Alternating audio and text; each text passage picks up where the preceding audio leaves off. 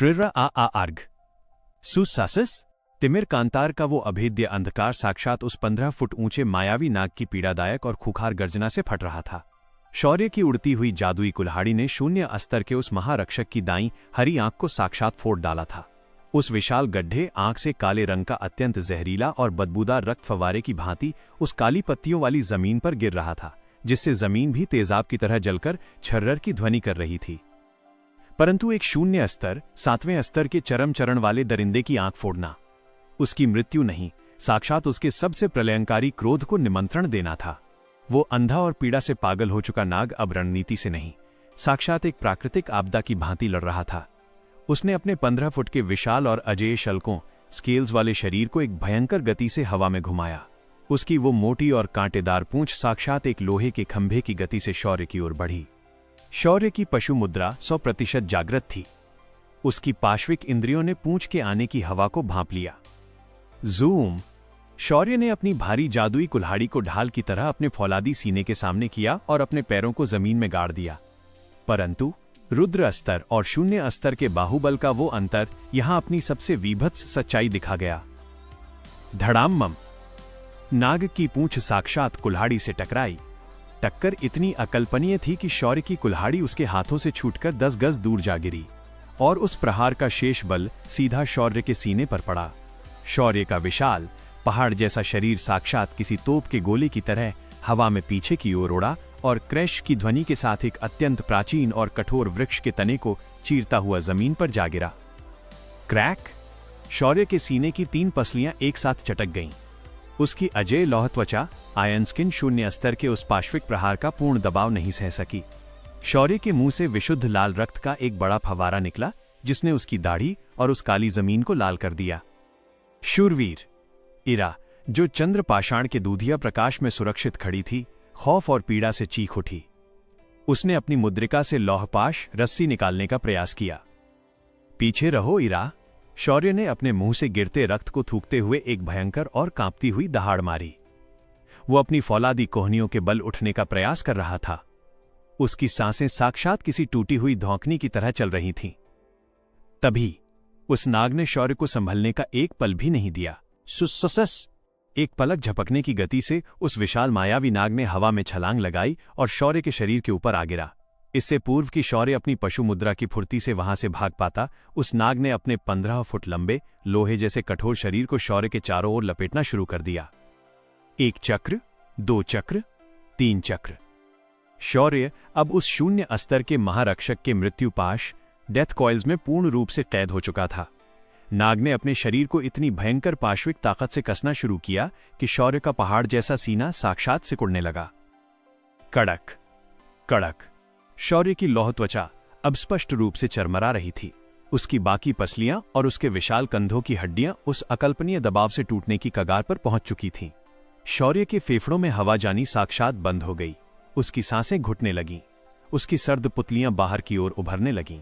उसकी जान साक्षात हलक में आ चुकी थी। ये मृत्यु का सबसे वीभत्स और घुटन भरा रूप था, और इस घुटन का प्रभाव केवल शौर्य पर नहीं हो रहा था। शौर्य और उस अंगूठी में कैद प्राचीन शैतान भैरव के बीच एक आत्मा का टेलीपैथी जुड़ाव था। जब शौर्य का भौतिक शरीर मृत्यु के इतने समीप और इतने भयानक दबाव में कुचला जा रहा था, तो उसकी वो पीड़ा साक्षात उस शैतान की आत्मा में भी प्रवाहित होने लगी। आर्घ! बालक! भैरव की वो आवाज जो हमेशा घमंड और गुरूर से भरी रहती थी, आज साक्षात शौर्य के मस्तिष्क में एक दर्दनाक चीख बनकर गूंजी। तेरी हड्डियां टूट रही हैं। ये शून्य अस्तर का दबाव, यह मेरे अस्तित्व को भी कुचल रहा है। तेरी पीड़ा मुझे जला रही है बालक। कुछ कर, अन्यथा हम दोनों इसी पाश में पिस जाएंगे। ये साक्षात उस प्राचीन शैतान का खौफ था। शौर्य के प्राण निकल रहे थे और भैरव उस पीड़ा को अपनी नसों में महसूस कर रहा था। नाग का वो विशाल और सड़ा हुआ सिर अब शौर्य के चेहरे के बिल्कुल सामने था। उसकी बची हुई इकलौती हरी आंख में विजय का वो क्रूर गुरूर नाच रहा था। उसके विष दंतों से टपकता हुआ काला तेजाब शौर्य के गालों के बिल्कुल समीप गिर रहा था। महाकाल का वारिस! नाग अपने जबड़े से फुफकारा। तेरी वो जादुई कुल्हाड़ी अब दूर पड़ी है और तेरा बाहुबल मेरे पाश में दम तोड़ रहा है। कालमणि तो दूर, आज तेरा अस्तित्व भी इसी अंधकार में विलीन हो जाएगा। शौर्य का चेहरा लाल पड़ चुका था। उसकी आंखों की नसें खून से भर चुकी थीं। हवा की एक बूंद भी उसके सीने में नहीं जा रही थी। उसकी हड्डियां चूरा होने से केवल एक क्षण दूर थीं। परंतु एक सिग्मा योद्धा तब सबसे अधिक खूंखार होता है जब उसकी पीठ दीवार से लग जाती है। शौर्य ने अपना अंतिम और सबसे भयंकर दांव खेला। उसके दोनों हाथ नाक के पाश में बंधे हुए थे, परंतु उसका बायां हाथ, जो बिल्कुल उसके सीने के पास फंसा था, उसकी उंगलियां अभी भी स्वतंत्र थीं। शौर्य ने अपनी लाल हो चुकी आंखों से उस नाक को घूरा। उसकी लौह त्वचा से अब सीधा रक्त रिस रहा था। तुझे लगता है? शौर्य ने अपने रक्त से सने होठों से अत्यंत पीड़ा, परंतु एक खौफनाक गुरूर के साथ फुसफुसाते हुए कहा कि मेरी कुल्हाड़ी केवल हाथ में होने पर ही वार करती है। शौर्य ने अपने बाएं हाथ की उंगलियों को एक अत्यंत जटिल और प्राचीन मुद्रा में मोड़ा। उसने अपनी नीली आभा बाहर नहीं निकाली, परंतु अपनी पूरी बची खुची जीवन ऊर्जा, लाइफ फोर्स को उस कुल्हाड़ी के तिलिस्म से जोड़ दिया। अग्नि चक्र। शौर्य ने अपने मस्तिष्क में एक प्रलयंकारी दहाड़ मारी। 10 गज दूर जमीन पर पड़ी वो भारी जादुई कुल्हाड़ी अचानक हवा में कांपी। वजूम, वजूम, वजूम।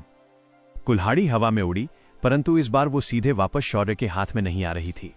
शौर्य की उस रहस्यमयी तकनीक अग्नि चक्र बज़-100 के कारण उस भारी कुल्हाड़ी का धारदार ब्लेड साक्षात अपनी धुरी पर किसी औद्योगिक आरी चेनसॉ की भांति एक अकल्पनीय और प्रलयंकारी गति से घूमने लगा। ब्लेड के उस तेज घुमाव के कारण हवा साक्षात जलने लगी और उस ब्लेड के चारों ओर घर्षण, फ्रिक्शन की एक भयंकर लाल चिंगारियों वाली आग उत्पन्न हो गई। वो अब एक साधारण कुल्हाड़ी नहीं, साक्षात हवा में तैरता हुआ मृत्यु का एक खौफनाक और जलता हुआ पहिया बज़-100 बन चुका था। सुस्सस। नाक की बची हुई आंख में अचानक खौफ की एक लहर दौड़ी। उसे अपने पीछे हवा के चीरने की वो भयानक वजूम ध्वनि सुनाई दी। खचाक, क्रैश। इससे पूर्व की नाग मुड़कर देख पाता, वो अग्नि चक्र साक्षात उसकी पीठ के उन अभेद्य काले शल्कों पर आकर गिरा। शून्य स्तर के वे शल्क जो साधारण प्रहारों को रोक लेते थे, वे उस अकल्पनीय गति से घूमते हुए ब्लेड की आरी के आगे साक्षात कागज की भांति फटने लगे। चिंगारियों का एक भयंकर फव्वारा उड़ा और वो घूमता हुआ ब्लेड साक्षात उस नाग की रीढ़ की हड्डी को बाहर से चीरने लगा। क्रर आ आ आर्ग। नाग ने पीड़ा की एक कान फाड़ देने वाली चीख मारी। पीठ पर उस आरी के चीरने की पीड़ा इतनी असहनीय थी कि नाग के शरीर का वो मृत्युपाश कॉइल जो शौर्य को कुचल रहा था, वो अचानक ढीला पड़ गया। शौर्य को जैसे ही सांस लेने का वो एक पल मिला, उसने अपनी पशु मुद्रा की पूरी 100% ताकत को अपने फौलादी पैरों में झोंक दिया। उसने नाग के उस ढीले पड़े पाश को साक्षात लात मारकर दूर धकेला और जमीन पर गिरते हुए हवा की एक भयंकर श्वास अपने फेफड़ों में खींची। बालक, इसके सिर को काट दे, इसका जहर अभी भी बचा है। भैरव, जो पीड़ा से तड़प रहा था, वो अब जीत की लालसा में चीखा। शौर्य घुटनों के बल जमीन पर था। उसकी 3 पसलियां टूट चुकी थीं, कंधा जहर से गल रहा था और वो लगभग आधा मृत था। परंतु उसकी आंखों का वो सिग्मा पागलपन अब अपने पूर्ण प्रलय पर था। नाग तड़पते हुए शौर्य की ओर फिर पलटा। उसका विशाल जबड़ा शौर्य को पूरा निगलने के लिए खुल चुका था। शौर्य ने अपना बायां रक्त रंजित हाथ सीधा उस नाग के उस खुले हुए जबड़े की ओर हवा में बढ़ा दिया। लौटा और फाड़ डाल। शौर्य की फौलादी दहाड़ गूंजी। नाग की पीठ को चीर रहा वो अग्नि चक्र बज़-100 अचानक हवा में पीछे हटा और साक्षात किसी जलते हुए उल्कापिंड की गति से घूमता हुआ सीधा आगे की ओर उड़ा। वजूम, खचाक, बूम मम। वो प्रलयंकारी और लाल चिंगारियों वाला घूमता हुआ अग्नि चक्र साक्षात उस नाग के उस खुले हुए जबड़े के बिल्कुल भीतर जा घुसा। नाग का रक्षा कवच बाहर था, भीतर से उसका मांस नरम था। उस घूमती हुई आरी ने साक्षात उस शून्य स्तर के महारक्षक के जबड़े, उसके गले और उसकी खोपड़ी को भीतर से चीथड़ों में बदल दिया। काले रक्त, जहर और मांस के हजारों टुकड़े हवा में किसी बम के विस्फोट की तरह उड़ गए। एक अंतिम दबी हुई और विभत्स चीख के साथ उस 15 फुट ऊंचे मायावी नाग का वो अजेय शरीर साक्षात एक कटे हुए पेड़ की भांति जमीन पर धड़ाम से आ गिरा। उसकी हरी आंख हमेशा के लिए बुझ चुकी थी। शौर्य की वो जादुई कुल्हाड़ी, जो अब रक्त और काले तेजाब से पूरी तरह सन चुकी थी, वो नाग की फटी हुई खोपड़ी से बाहर निकली और हवा में घूमकर वापस शौर्य के कांपते हुए हाथ में आ गई। पूरा तिमिर कांतार अब मौत के एक भारी सन्नाटे में डूब चुका था। शौर्य अपने घुटनों पर था। उसकी जादुई कुल्हाड़ी जमीन पर टिक गई थी। वह अपने टूटे हुए सीने को पकड़े हुए साक्षात मौत के कगार पर हाँफ रहा था। यह जीत अकल्पनीय रूप से पीड़ादायक थी। उसकी जान सच में हलक में आ चुकी थी। शूरवीर इरा अब अपने आंसू नहीं रोक पाई। वो उस चंद्रपाषाण की रोशनी के साथ दौड़ती हुई शौर्य के पास आई और उसके फौलादी रक्त रंजित शरीर को सहारा देने के लिए जमीन पर बैठ गई। आपने साक्षात मृत्यु को हरा दिया। शौर्य ने अपनी भारी और सर्द पुतलियां उठाईं। उसने इरा को कोई उत्तर नहीं दिया। उसका लक्ष्य अभी पूर्ण नहीं हुआ था। वो अपनी चरमराती हड्डियों के बावजूद इरा के कंधे का सहारा लिए बिना ही अत्यंत धीमे और भारी कदमों से उस नाग के फटे हुए सिर की ओर बढ़ा। शौर्य ने अपनी कुल्हाड़ी को जमीन पर रखा और अपने नंगे, फौलादी और रक्त से सने हाथों को साक्षात उस नाग के फटे हुए मस्तिष्क, खोपड़ी के बिल्कुल भीतर डाल दिया। काले रक्त और सड़े हुए मांस की वो गंध किसी को भी बेहोश कर सकती थी, परंतु पशु मुद्रा का स्वामी अपनी मंजिल सूंघ चुका था। शौर्य के हाथों ने उस मांस के भीतर किसी अत्यंत कठोर और बर्फीली चीज को पकड़ा। सुसस।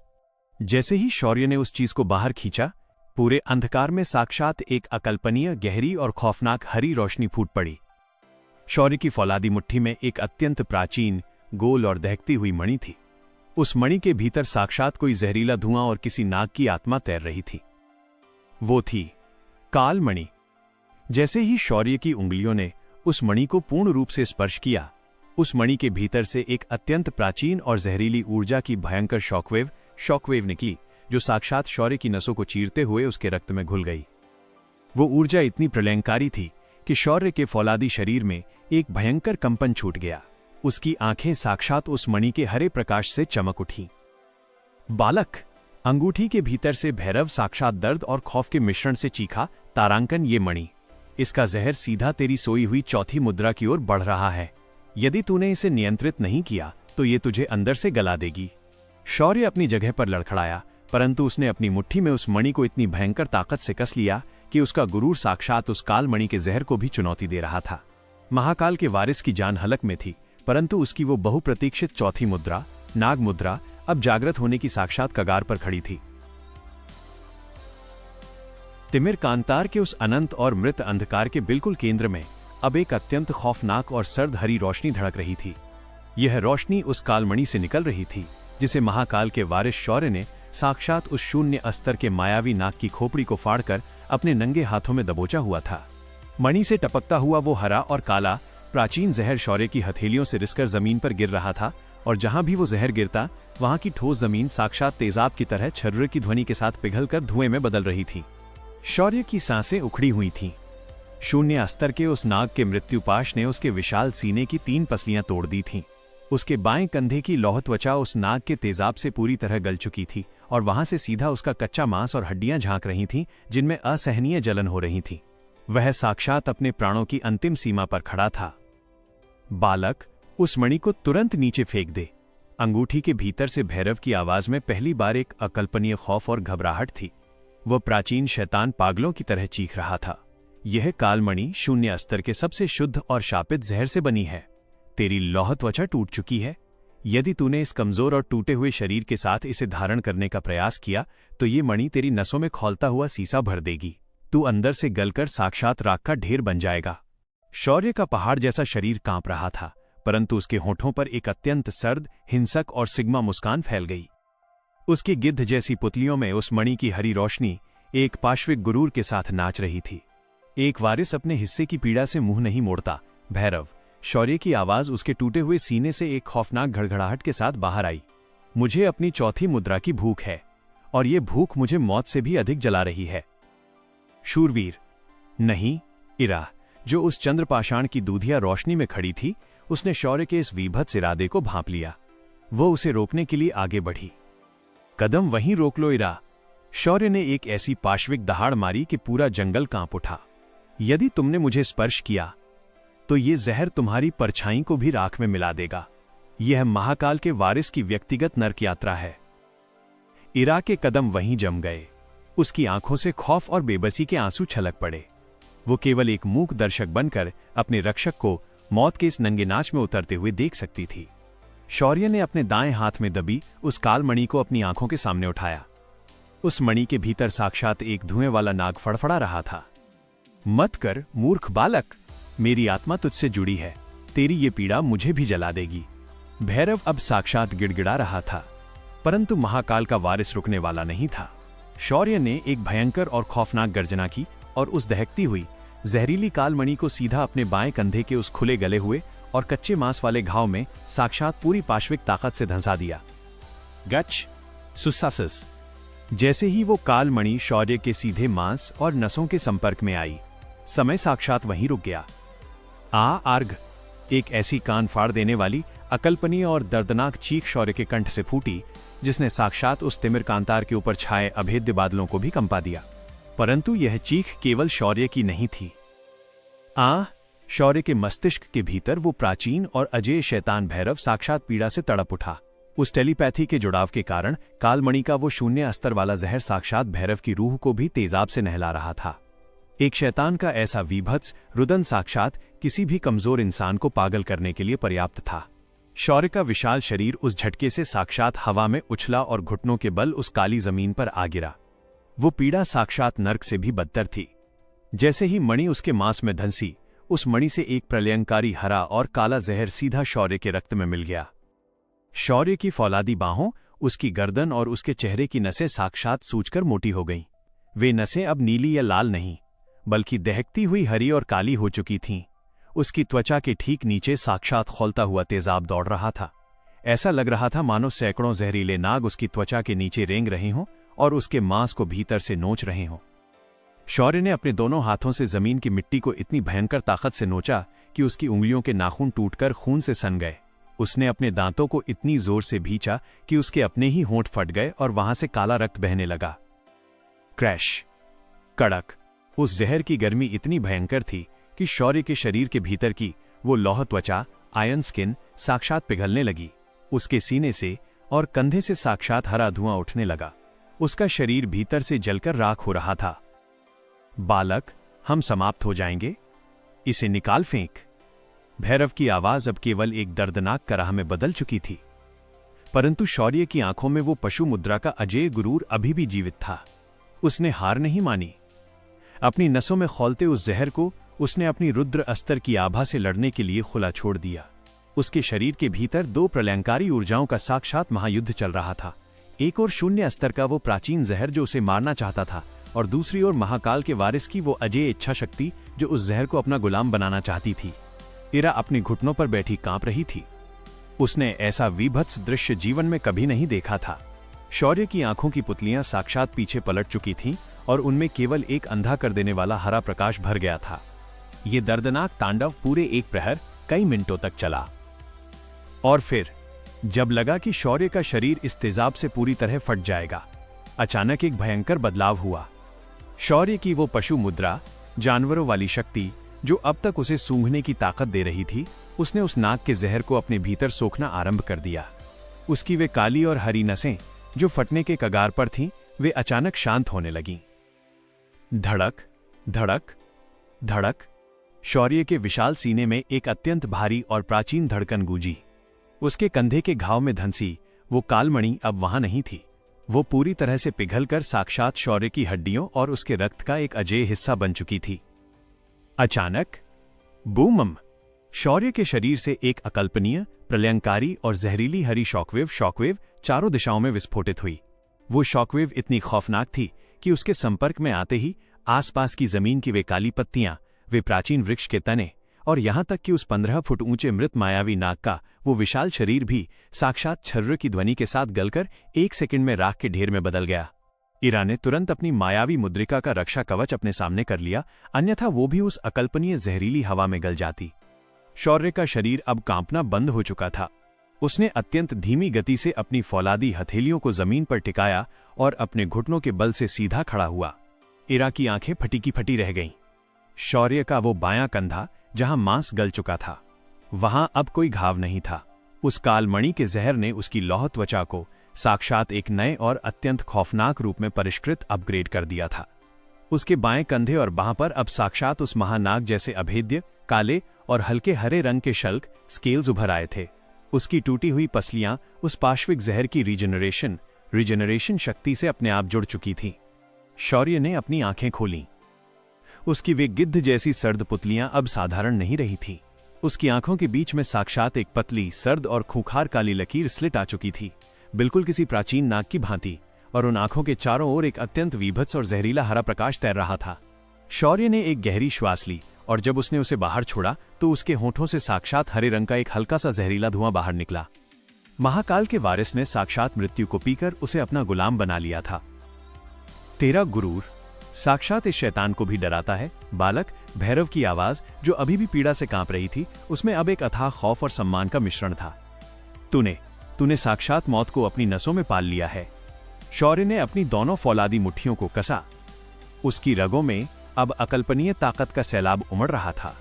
मैं अब केवल सूंघता नहीं हूं इरा। शौर्य की आवाज अब पहले से भी अधिक भारी थी और उस आवाज के पीछे एक अत्यंत खौफनाक और सर्द फुफकार हिस गूंज रही थी जो किसी की भी रूह कंपा दे। अब मेरी रगों में साक्षात वो जहर बहता है जो मृत सागर के तेजाब को भी पानी बना देगा। महाकाल के वारिस की चौथी मुद्रा, नाग मुद्रा, अब साक्षात अपने पूर्ण हिंसक और वीभत्स रूप में जागृत हो चुकी थी।